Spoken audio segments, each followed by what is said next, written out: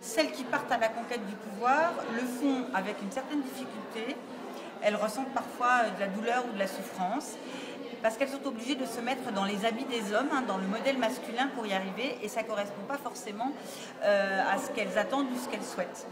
Ça crée parfois des phénomènes d'évitement, c'est-à-dire qu'il y a des femmes qui sont montées à la conquête du pouvoir et puis qui ont décidé que finalement c'était pas comme ça qu'elles voulaient jouer et donc elles sortent du jeu, ou un phénomène de conformité ou que j'appelle moi de clonage, qui est regrettable parce que du coup les qualités dites particulières des femmes et la diversité qu'elles pourraient apporter ne sont plus pertinentes puisqu'elles les neutralisent. Heureusement, on arrive la plupart du temps à une deuxième phase, elles ne restent pas toutes coincées là-dessus, que j'appelle la phase d'apprivoisement. En fait, elles arrivent à apprivoiser le pouvoir en étant plus légitimes sur leurs compétences, elles se rassurent sur leurs compétences, elles réalisent qu'elles peuvent le faire, le fameux complexe de l'imposteur qui nous leste tout le temps, et à partir de là, elles se réapproprient le pouvoir et elles l'exercent autrement, en étant elles-mêmes, avec un mode de pouvoir plus collectif.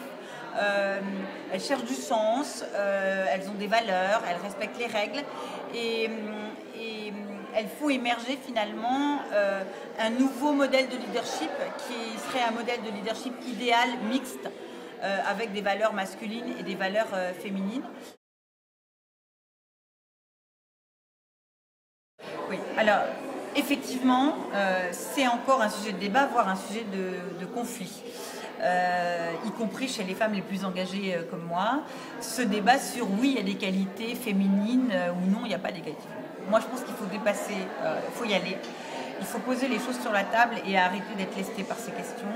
Je pense qu'il y a des comportements, sans doute acquis, CF, histoire du minoritaire par rapport au majoritaire. Donc, on a dû s'adapter, on a dû contourner, on a dû développer peut-être des qualités de médiation pour, voilà, on est devenu finaude, pour contourner, passer par la fenêtre quand on passe pas par la porte. Donc il y a des qualités féminines. D'ailleurs, dans l'étude, il y a une très très grande majorité de femmes qui le reconnaissent et qui très volontiers en citent. J'en ai des pages et des pages et j'ai sélectionné encore les verbatims les plus intéressants. Alors je sais que ça peut choquer, je ne suis pas en train de dire que ces qualités sont innées, c'est sans doute l'éducation, c'est sans doute le système. Moi je dis finalement tant mieux puisque ça apporte de la diversité.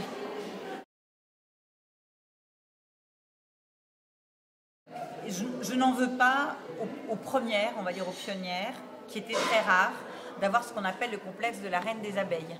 C'est-à-dire d'empêcher l'autre femme de monter au pouvoir parce que finalement c'est assez confortable d'être la seule ou rare, etc.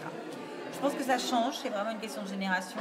Et on a maintenant la génération des Morali, Anne Auberjon et autres, qui sont beaucoup plus enclines à s'engager pour la jeune génération, à faire que leur parcours soit sans doute plus facile, moins complexe. Elles s'engagent dans les réseaux, elles s'engagent dans des actions.